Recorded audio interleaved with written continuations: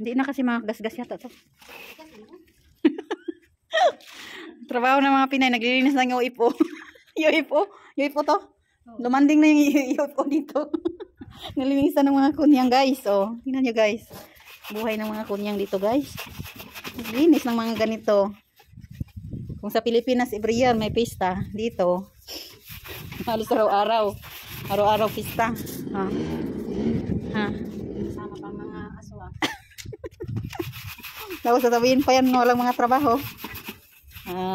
Binuang. Tinuntok. Kailangan kuskusin ng maigi.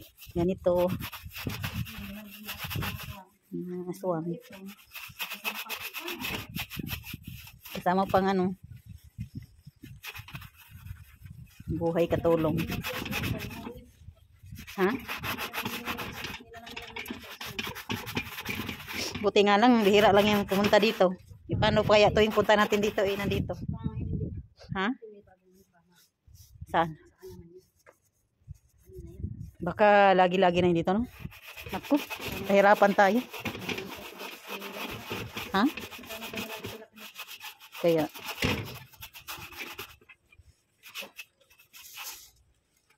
Wala. Sino mo? May maniho yata, be. Tatawagin sa'yo. May dumating. Magkuskus. Magkuskus. Kuskus araw-araw. Balag nagkamalisod. Basta mabidyo. Matupsaw pa. Ha? Baka. Kahit na nahihirapan yung isang kamay guys. Oh. Video is live pa rin. Vlog is live pa rin. Saw-saw natin. Oh, di ba? Ganun lang yung mga tamang diskarte. Hindi naman to kailangan kuskusin kasi ilalim naman. Ilalim naman.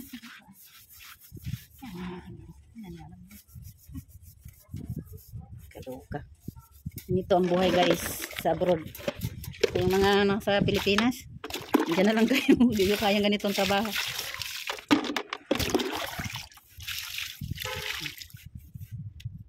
Pipip man. Wala man tawag. Busy kami. Hindi kayo dyan. Oh, may hands is 30. Akala ko abot ako. Hindi ako. Pagkasulgasal tayo sa Pilipinas.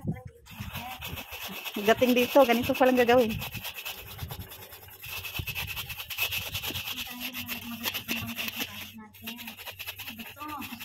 Tapos pag may sahod.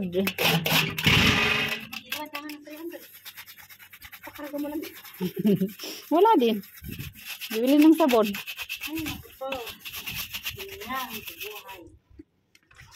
Kunyang ang buhay.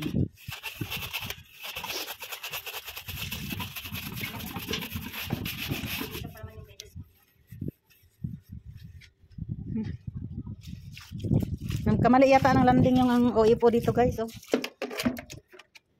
Naglanding dito sa disyerto. Ay, buhay. Just like katulong. Tatanong, sinabligan naman ako. Ayan. Pasaway. Kala namin, masarap ang buhay ng pagod. Uwi kami, naka-heels, naka-make-up kami. Pero pagdating pala namin, gusto pala kami. Sa mga uling. Mantalang sa bahay, nakabasok kami. Naka-rice cooker kami. Lahat ng luto, puro kuryente. Ay naman pala, just the Lord. Kaya pala dito, magkukod ko ng uling. Kaloka. Palutong dito. Yan, ayaw na natin magkahoy. Dito kasi, kahoy pa rin. Ay, ako. Uling. Kasi tayo pinalad mag-asawa ng AFib. Ayaw na namang magaganda. Gusto nila yung mga pangit. Yung mga exotic. Exotic food. Ay, Huwag katawanan ng mga exotic. ay, sila ni ano. Ang pumunta. Sino? Sila kabayo. Oo nga. Diyan yung anak niya. Yung pana-English. Sila kabayo pumunta. Oh, baka nandyan si ano, Margie. Just bet ko si Magic Ace. Hmm. Ano yun? dara lang niya, kay dara lang niya. Oo. Hindi siya na. Kahit sa akin, ganyan. Kay dara lang niya. Eh, sabi ko, kaganti din ako sa'yo. Pupunta ka sa bahay namin paaga. Sabi ko, May, may wells pa siya dito, guys. Oh. May wells. Nandiyan si Margie yata. pwede yung mga, yung ako na. Ang sasabi. Ayan, hirap pala ng buhay dito, Diyos ko. Nagkukuskus ng mga uling-uling. Oh, nasisira ang kamay ko. Kung nandun ka sa Pilipinas, hindi mo na iiwasan mo ang kahoy. Yung pala pagdating mo dito, ano palang gagawin ko? Palinis-linis pa naman ako ng... Diyos ko. Yung sasahod ka ng 1.5 sa isang buwan, titira ka ng 300, yung titira mo pagkain mo lang pala yung mababawas mo. Ang bili mo lang din naman ng pangkarton. Ano ba naman itong buhay na ito? Diyos ko. Kasi tayo pinalad guys na mag-asawa ng A-Fame. Kasi ang gusto naman A-Fame exotic. Eh, tayo naman kasi, syempre, magaganda. Sabi mo, gwapo naman ang asawa natin. Kahit ka ng pera, basta gwapo. At malalaki.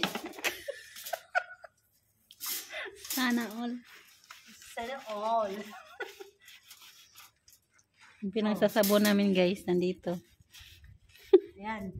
Mag-abroad na kayo para maranasan nyo din. Para namin. marami na tayo. Dali pagkasahod, masayang-masaya naman sa ilang oras. Pagka na bigay na yung papel, ay yun na naman. Saka na naman magagawa, magantay ka na naman ng isang buwan. Diba, Kinsinas na naman. Malapit na naman. Okay guys, wala kasi nang trabaho, kaya ito na lang. Ayan mo na yun, may uling-uling na kunti. Diyos ko Lord. Kites na yan.